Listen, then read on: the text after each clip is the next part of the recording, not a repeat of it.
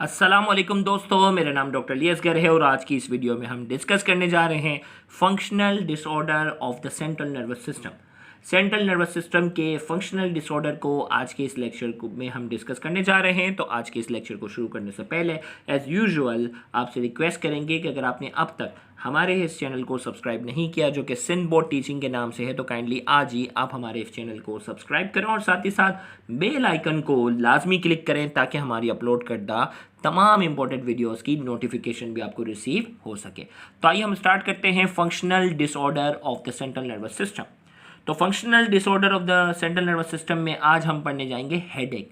Headache simple हम English में vocabulary में पढ़ते हैं सर का दर्द होना, सर दर्द होना।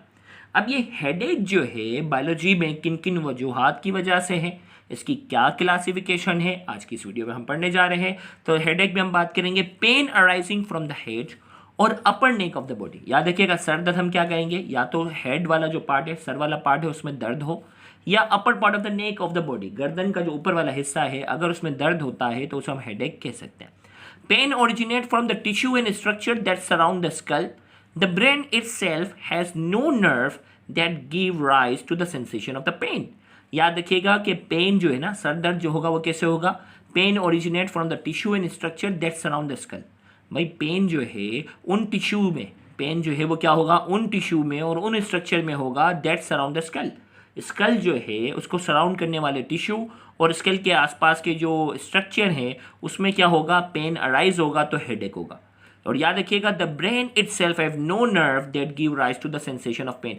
दिमाग के पास अलग से, दिमाग के आसपास जो है वो कोई ऐसी नस नहीं है जो दिमाग पेन फील कर सके। अगर ब्रेन में अगर कोई मसला होता है तो हमें पेन नहीं होगा।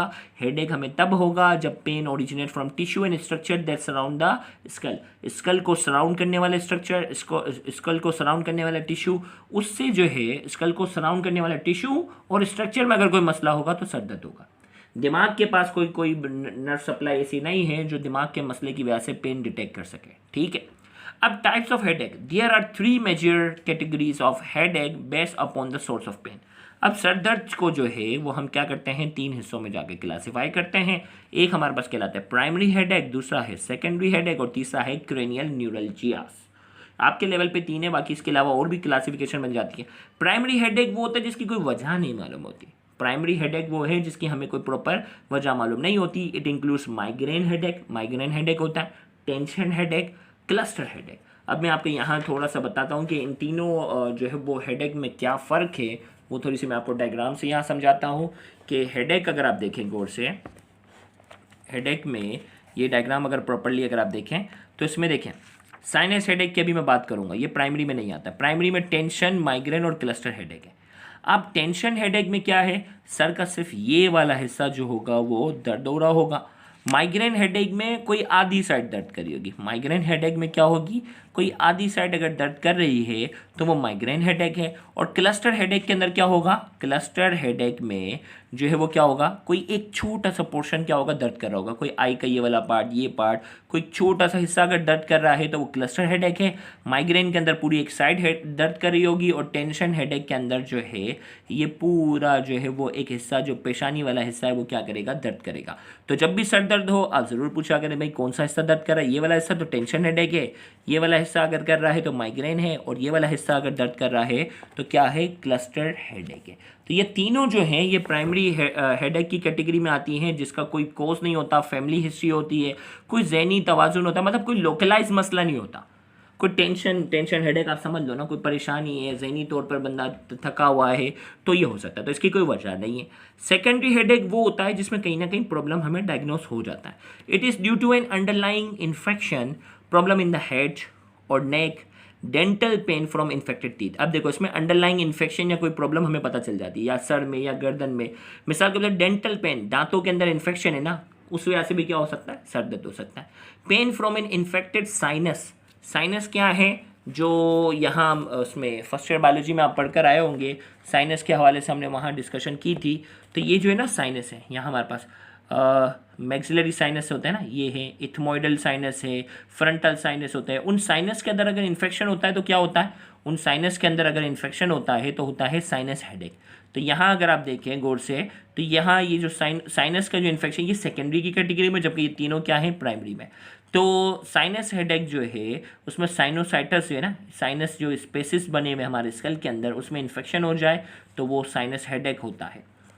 तो यहाँ हम ये बात करने जा रहे थे, it is due to an underlying और infection problem in the head और neck, dental pain from infected teeth, दांत में अगर इन्फेक्शन क्या हो सकता है, पेन फ्रॉम इन्फेक्टेड साइनस, ये जो साइनस जो फर्स्ट ईयर बायोलॉजी में पढ़कर आए हैं, ethmoidal sinus, frontal sinus, maxillary sinus, उसके अंदर इन्फेक्शन हो, उस वजह से हो सकता है। Bleeding in the brain, brain के अंदर कोई ब्लीडिंग हो जाए तो हो सकता है। इन्फेक्शन लाइक एनकेफेलाइटिस और मेनिंजाइटिस जो हमने इससे पहले वाले लेक्चर में पढ़े थे, उसमें भी हेडेक होता है, यानी उसमें सेकेंडरी वजह पता होगी। क्रेनियल न्यूरल्जिया क्या होता है, क्रेनियल न्यूरल्जिया में हम बात करेंगे। Cranial neuralgia means inflammation of one of the 12 cranial nerve. याद रखिएगा, दिमाग से 12 नर्व निकलती है, 12 नर्व के पेयर निकलते हैं जिन्हें क्रेनियल नर्व्स कहते हैं। तो उनमें किसी एक आध क्रेनियल नर्व के अंदर क्या हो जाए, इन्फ्लेमेशन हो जाए। तो cranial neuralgia means inflammation of one of the 12 cranial nerves coming from the brain that control the muscles and carry sensory signal to and from the head and neck। Cranial neuralgia में क्या होगा, inflammation होगी of one of the 12 cranial nerve। 12 cranial nerve जो है, 12 cranial nerve, उनमें किसी एक में इन्फ्लेमेशन होगी coming from the brain. Cranial nerve brain से निकलती हैं, that control the muscle and carry sensory signal. और ये वो नर्व होती हैं जो मसल को कंट्रोल करती है, सेंसरी सिग्नल को लेकर जाती हैं to and from the head and neck, head और नेक तक लेके जाती है। अगर उस नर्व में इन्फेक्शन हो जाए तो ये होता है। It is cause by inflammation और irritation of structure that surround the brain. और ये जो क्रेनियल न्यूरल्जिया क्यों, ये जो पूरे हेडेक की अब बात करें, अब देखो ये क्रेनियल न्यूरल्जिया हमने क्लासीफाई किया, 3 हिस्से क्लासीफाई हो गए। अब सर दर्द क्यों होता है उसकी बात करेंगे। सर दर्द जो होता है वो बेसिकली इन्फ्लेमेशन और irritation of structure that surround the brain, brain को सराउंड करने वाले जो स्ट्रक्चर होते हैं उसमें इरिटेशन या इन्फ्लेमेशन होती है तो सर दर्द होता है। सिम्टम क्या, pain that begin in the back of the head and upper neck. Sir दर्द में क्या होगा, हेड और अपर नेक पे जो दर्द होता है, ये ऊपर भी डिस्कस हुआ था। ट्रीटमेंट क्या है, most people successfully treat themselves with pain medication to control headache. ज़्यादातर लोग जो होते हैं वो खुद जो है वो ट्रीट कर लेते हैं पेन मेडिकेशन, पैरासीटामोल, ब्रूफिन, पोंस्टान, ये जो दवाएं होती हैं पेन किलर खाकर वो ज़्यादातर खुद ही इसको क्या कर लेते हैं, प्राइमरी हेडेक वगैरह की चीज़ों को वो कंट्रोल कर लेते हैं। आइए अब हम बात करते हैं की पॉइंट्स की। की पॉइंट्स आपसे पूछते हैं इस लेक्चर के हवाले से। Dash dash and dash are the example of primary headache. Primary headache की आपने 3 एग्जांपल बतानी है कि ये कौन कौन सी हैं। Dental pain from the infected teeth can cause, भाई डेंटल पेन जो होता है वो इन्फेक्टेड टीथ होता है, वो कौन सा हेडेक कॉज करेगा उसकी टाइप बतानी है। Dash means inflammation of one of the 12 cranial nerve, भाई वो कौन सी चीज़ है जिसमें क्रेनियल नर्व जो 12 पेयर है उनमें से किसी एक में इन्फ्लेमेशन हो जाए तो वो एक कंडीशन होती है, उस कंडीशन का नाम आपने बताना है।